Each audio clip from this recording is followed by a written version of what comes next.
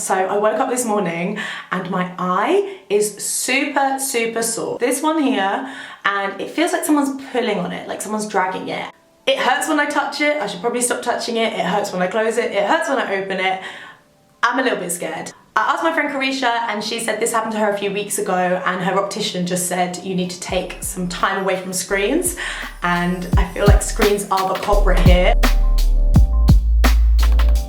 I realise I spend my whole day like staring at a big screen. I come home and I look at a little screen, and then I watch telly and it's another screen, and it's just kind of endless for the whole day. It's kind of freaking me out that it hurts this bad, so I'm definitely gonna find out what the problem is, and I'm gonna bring you guys along with me as well, and wish me luck because I love my eyes, and I know they look a little bit crusty right now, but these babies are important. Okay, hi. If we've not met before, I'm Mary and I work as a presenter. A lot of my days look glam like this, but behind the scenes I spend so much time planning, typing, but I want to find out if staring at these screens is doing anything to damage my eyes, my health, my mind. Let's make it make sense. Okay, so I'm just reading here that the average Brit spends around 6.4 hours a day using the internet. And that's across any device, laptop, phone, tablet. The average UK adult spends around 4 hours a day watching TV. It's just a lot. It's a big chunk of your day. Okay, those stats might not surprise you at all. Come on, it's completely embedded in our culture to have some kind of device in front of you. But what I do find surprising is that I don't see that much information out there really talking about that link between screen time and our health. So I headed to the NHS website. This is kind of my go-to for anything medical. I know I can trust the advice on there. So I just started searching eyes. Not eye injuries, but like sore eyes, dry eyes, strained eyes. And I was kind of surprised to see that amongst all the advice, there wasn't anything that clearly talked about that link between using devices and the concerns and the worries that I was having. So I decided to text my mate Ceyda, right? She works in the media, so she has to keep up with trends a lot. She's online a lot. She kind of gets it. I wanted to see how she feels about all of this.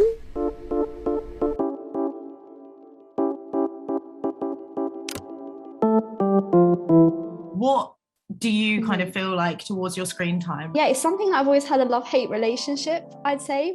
It's constantly balancing like that side to me that is so digitally connected and has to be digitally connected versus a side of me that just wants to throw it all in the bin. Like I can't stand it. One thing I've been doing is telling my friends and telling people around me, don't be expecting WhatsApp messages all day, every day anymore, because it's so easy, especially having your phone on you, to just go around and respond to text. But instead what I try to do is sort of set a time-ish where I'm like, okay, I'm gonna wait till the evening, wait till I get home, and I'm just gonna reply to what's important. If anyone wants to chat to me, they can call me, we can have a catch up, or we can meet up.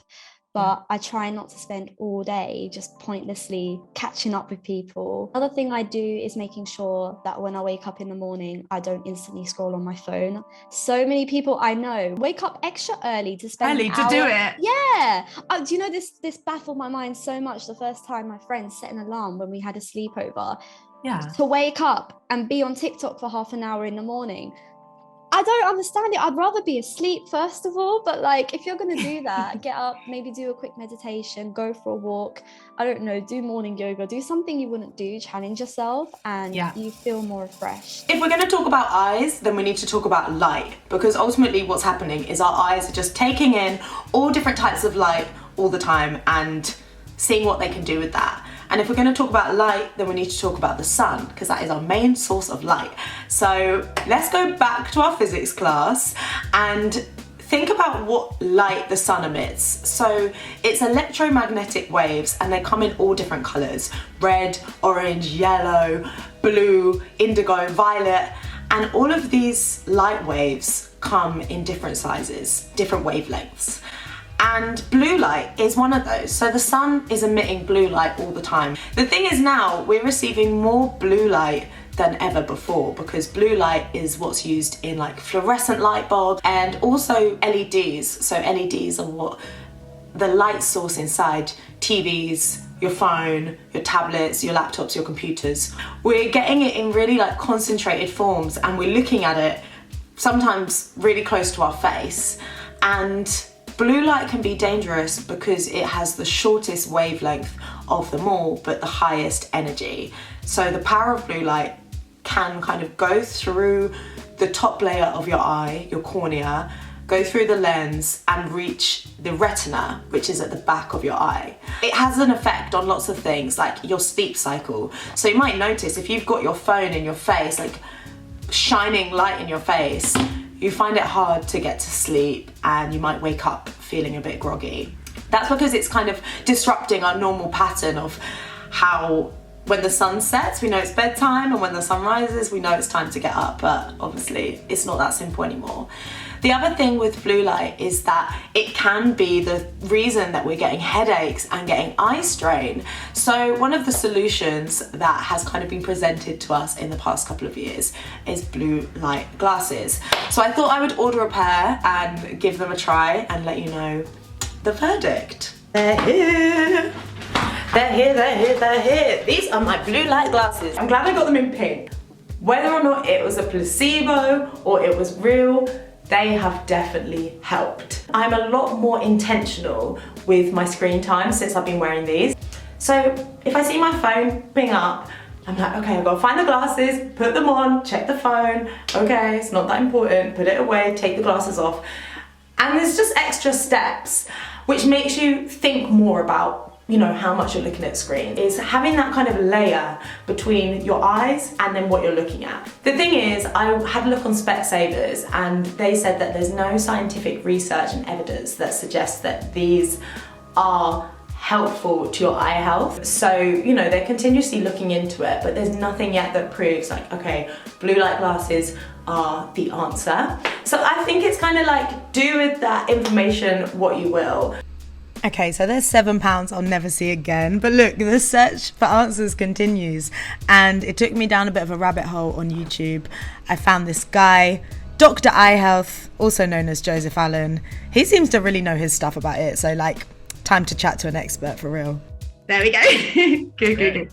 I don't think I fully know what eye strain is, other than sometimes I feel like the muscles around here are aching in the same way that your muscles ache after the gym. And sometimes I do this little face massage. Is that all eye strain, or is there something bigger that I'm missing? You're pretty much on there. Muscle inside of your eye that helps you focus on your objects. And then you have muscles on the outside of your eye to help you move your eyes and focus on different objects as well. But they're tethered together.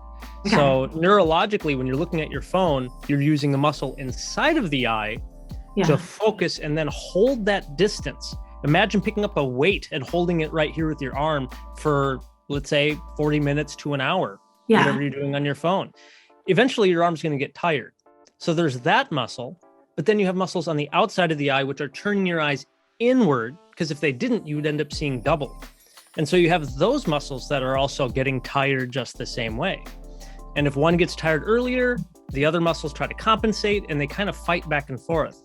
And so people do often experience eye fatigue, eye strain from staring at one distance for long periods of time. So it's two different sets of muscles working together, and you just want to do your best to help them out so that, like you said, it's not like holding a weight in one position for hours at a time. It explains why I can feel it in my face. Yeah, absolutely. Just a normal conversation, if you and I were hanging out at a coffee shop, we'd be blinking about 20 times a minute on average. But as soon as you're stuck looking at a device, it drops to only about 4 to 5 times. So 4 to 5 times a minute? Yeah, so it's pretty significant. Okay, so I definitely want to know more about blink rate. So what is the reason that we're not blinking as much when we're using screens? A lot of it has to do with focus. We tend to be a little bit more relaxed and not so focused about what's in front of you. But when we are looking down at your phone or even on a computer screen straight ahead, we just tend to hyper focus with reading at the task at hand. Is there anything we can do to actually change that? Is it like a conscious thought? I don't know if we can tell our brain, okay, you need to keep blinking to produce that oil to kind of keep your eyes lubricated. Is that what it does? The awareness is a big key for most people. So I do talk to my patients about having to remember to blink more often and to fully blink. And for a lot of people, we don't fully blink our eyes. We actually blink them partially. I'm really conscious now. I feel like I'm blinking every other second. Anything like that's quite worrying about this in terms of like a long-term effect. I have these fears now that we don't actually know what the long-term effects are 20 years, 30 years, 40 years after using screen so much. The biggest issue, especially for young individuals, we're talking like children and people into their early 20s, is the fact that we're in front of these devices indoors, and there is a correlation with you're more likely to become nearsighted, or myopic is the medical term. And so there is what's called the myopic epidemic. And we're finding more and more people across the globe, especially educated individuals, who are becoming to higher degrees of nearsightedness and to faster amounts they're becoming nearsighted, which does correlate with eye diseases like glaucoma, macular degeneration, and even retinal detachments. So I don't know what that means, but it doesn't sound good. Yeah, for a lot, these diseases often cause vision loss and blindness, often later in life, but it play a significant role. Obviously, I can imagine like the holy grail, the greatest thing to do is to minimize your screen time as much as possible and make sure, you're blinking and you're looking in different places. But if we think realistically, things are extremely addictive and we do rely on them so much for work, socializing and everything else. What are some of the things we can actually be doing to help ourselves out? First, yes, trying to just be, I think, aware of, hey, I'm spending a lot of time in front of the computer screen. Stand up at a desk, stretch out, go for a walk. As far as, yes, your computer screen, it's generally best to have it about an arm's length away. I sometimes tell people they should be able to almost high five their computer screen. If you are you're working at a desk, you're not having to squint to see something, you have good lighting. That contrast makes a big deal with how hard you need to focus. So, and then just remember, be aware of how your eyes are feeling. If they're feeling dry, sandy, if they burn in the evening, that's your body trying to tell you something. Okay, so I've had a chance to watch back that chat, and I realised that Dr. Joseph actually made a lot of those connections which I wasn't finding on the NHS website, that basically, yes, using screens for a long time is going to affect your eyes, it's going to strain them, it's going to hurt your head. We're not blinking nearly enough, and we're not using the muscles in our eyes in the way that they're supposed to be used. Now, it isn't just giving people a headache, but it's leading to more young people becoming short-sighted because of it, eye diseases later on down the line, and they can lead to blindness. That is big, heavy stuff that really does freak me out quite a lot. And I think just talking to him and nodding along, I'm thinking, why is there not more information about this? Why is there not more warning signs, even from like tech companies, or when you first get a smartphone? Like, I don't know, tell me to look away because I really need to look after these two little glass beads in my head. And you said like you're quite spiritual. Do you feel like there's like, you either have to kind of be one side or the other? There's this side which is like creating content, keeping up with trends, like notifications, pinging all the time, being really connected. And then there's the other side where, in a world where, that doesn't exist, but you feel really grounded. I think part of being grounded and being spiritual is about taking time just to breathe and disconnect and, go within the self. And it's hard to do that if you're constantly being exposed to the stuff you're reading, the stuff you're seeing. And so you have to try your best to keep the stuff that you're viewing positive. And like when you're on the train and you're going to work or coming back, don't be staring at your phone like everyone is staring at their phone. I kind of use that time to just read, or at least listen to an audiobook, because at least you're not like staring at the screen. When I first started like digging into this, I was just really conscious of more the effects of like this light kind of shining in my face, and it's like hurting my eyes, it's giving me headaches. But I've never but I've not really thought about what you mentioned of like, okay, also the stuff that you're taking in sometimes can really get you down, or you're comparing yourself to everyone, or without like realizing it as well. It's not something you're always consciously aware of. Is there any other ways you've been, I guess, more intentional with your screen time? Look up at the world around you, everyone's like this. So that for me made the biggest difference. Thank you so much, Ceyda. I honestly am actually going to take some of your tips and Thank you. reduce my screen time, and I'll report back when it's at like 2 hours a day. I'll be chilling. Oh no, I'm still not on that. I'm still not on 2 hours a day. I mean, even if it makes like a half an hour difference, then it's something.